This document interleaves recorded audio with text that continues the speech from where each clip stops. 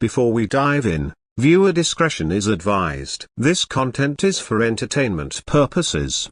What happens when one of Hollywood's most beloved environmental advocates walks into what he thinks is a friendly interview only to face a brutal character attack never before seen on daytime television? The answer will leave you speechless. What you're about to witness isn't just another celebrity dispute. It's the moment Leonardo DiCaprio's legendary composure shattered on live television, creating what insiders are calling one of the most explosive confrontations in talk show history. The Oscar winner entered The View expecting a relaxed conversation about his latest environmental documentary. What he got instead was a calculated ambush that would escalate from polite disagreement to full-scale warfare in less than 20 minutes. By the time DiCaprio stormed off the set, his face flushed with anger, his voice booming with fury, everyone in that studio knew they had just witnessed something unprecedented. This wasn't a debate. This was a demolition. And Joy Behar, she orchestrated every devastating second. It all began like any other Tuesday morning at The View. The studio lights shone brightly,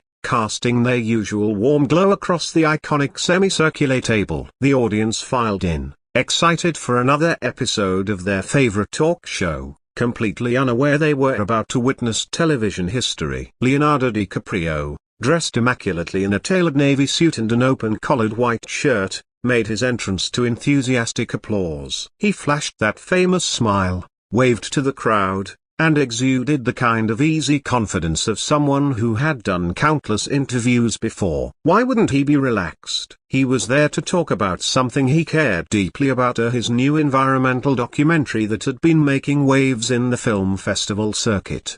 The documentary had taken 3 years of his life, from the melting glaciers in Greenland to the devastated rainforests in Brazil, and drought-stricken communities across Africa. He had partnered with top climate scientists to create what critics were calling the most comprehensive look at the environmental challenges facing the world today. As DiCaprio settled into his guest chair, exchanging pleasantries with the panel, everything seemed perfectly normal. Whoopi Goldberg welcomed him warmly, praising his latest acting work and his long-standing commitment to environmental causes. Sarah Haynes asked about his experience filming in extreme locations. Alyssa Farah Griffin inquired about the documentary's most powerful moments. The conversation flowed easily, filled with laughter and genuine interest from both the hosts and the audience. But those who knew Joy Behar recognized something in her demeanor. She was unusually quiet during those first few minutes, sitting back in her chair with a thin smile playing on her lips. Her notes were spread out in front of her like ammunition, waiting for the perfect moment to be used. She didn't touch her coffee. Her eyes were fixed on DiCaprio with the intensity of a predator waiting for the right time to strike. Little did he know, Joy had spent the previous evening preparing for this interview in a way that was far from typical. She had compiled a list of what she considered to be DiCaprio's environmental hypocrisies, researched his investments, and crafted questions designed not to illuminate but to inflame. The morning's pleasant opening wasn't an interview strategy, it was a trap being carefully set. DiCaprio, trusting and earnest in his passion for environmental advocacy, walked right into it. The temperature in the studio shifted in an instant. Joy leaned forward, that signature smirk spreading across her face. The shift was so abrupt that the camera operators later said they could feel it through their viewfinders. "So, Leo," Joy began, her tone dripping with disdain, her voice cold and pointed. "You're here talking about climate change again." She paused, letting the word again hang in the air like an accusation. "Tell me, how many private jets did you take to get here today?"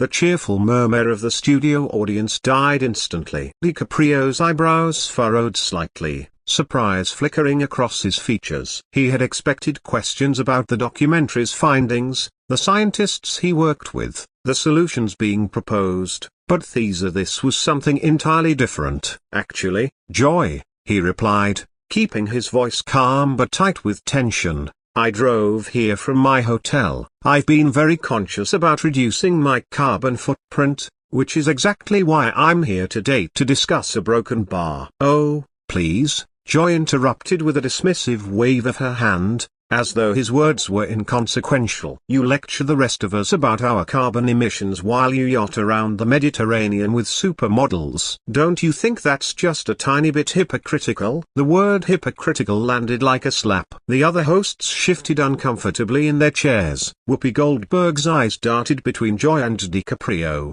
sensing that this wasn't going to be the usual friendly exchange. Sarah Haynes bit her lip.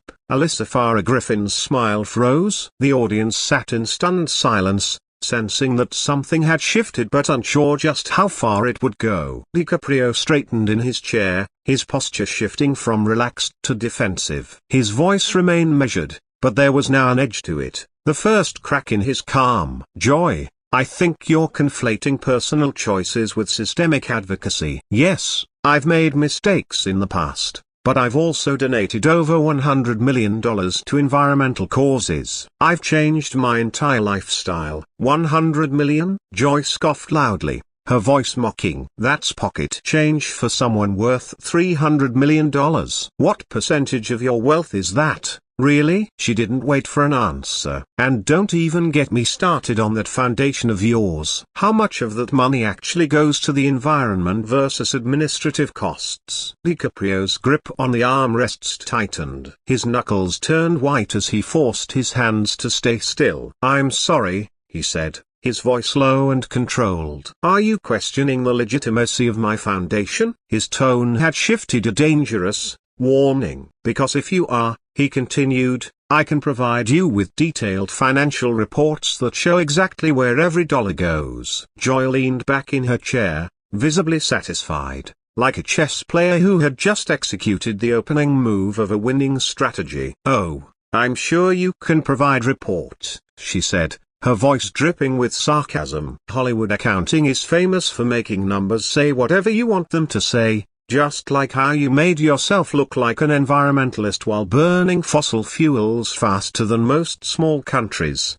The audience gasped. Some people literally recoiled in their seats. This wasn't playful banter or spirited debate. This was full-on character assassination. Sarah Haynes tried to steer the conversation back to the documentary, but Joy wasn't done yet. You know what really bothers me about celebrities like you? Joy continued, pointing her pen at DiCaprio as if it were a weapon. You think because you played someone important in a movie, that somehow makes you an expert on everything? You dropped out of high school, Leo. What exactly qualifies you to lecture world leaders on climate policy? The air in the studio crackled with tension. You could almost cut it with a knife. DiCaprio's jaw tightened visibly, his teeth grinding together behind that now frozen smile. His face flushed slightly, the first sign of the mask slipping. Education comes in many forms, Joy, he said, his voice steady, but there was steel beneath the silk. I've spent the last 15 years working with scientists, researchers, and policy experts. I've visited melting glaciers, deforested areas, and communities affected by climate change. Have you? It was a calm counterattack, professional, measured. But Joy was ready for it. Even eager. She had been waiting for him to push back so she could escalate. I don't need to visit glaciers to know when someone's being a hypocrite, she shot back immediately. And I certainly don't need to be lectured by someone who thinks private jet travel is justified as long as you buy carbon offsets afterward. That's like saying it's okay to punch someone as long as you apologize later. DiCaprio's voice rose slightly for the first time, frustration creeping in. That's a completely false equivalency, Joy. Carbon offsets, when done properly, do make a measurable difference. The projects I support have removed thousands of tons of carbon from the atmosphere. Joy rolled her eyes so dramatically it was visible to people in the back row of the studio. It was a gesture designed to humiliate, to mock. Oh, please. Carbon offsets are just a way for rich people to buy their way out of guilt. It's like medieval indulgence, so pay money and all your sins are forgiven. Meanwhile, regular people have to choose between heating their homes and buying groceries because of energy policies that people like you champion. The accusation hung in the air like smoke from a fired gun. DiCaprio wasn't just an environmental advocate. He was being portrayed as an elitist hypocrite, out of touch with the struggles of ordinary Americans. His face flushed a deeper red now, starting at his collar and spreading upwards. He shook his head in disbelief. This is exactly the problem with political discourse today. His voice trembled slightly with barely contained fury. Instead of discussing actual solutions, you're more interested in personal attacks and character assassination. Character assassination? Joy's voice pitched higher with mock surprise. I'm just asking questions that your fans in the media are too starstruck to ask. If you can't handle basic scrutiny about your lifestyle choices, maybe you shouldn't be positioning yourself as a moral authority on environmental issues. Basic scrutiny, DiCaprio repeated, his voice incredulous. You've done nothing but attack me.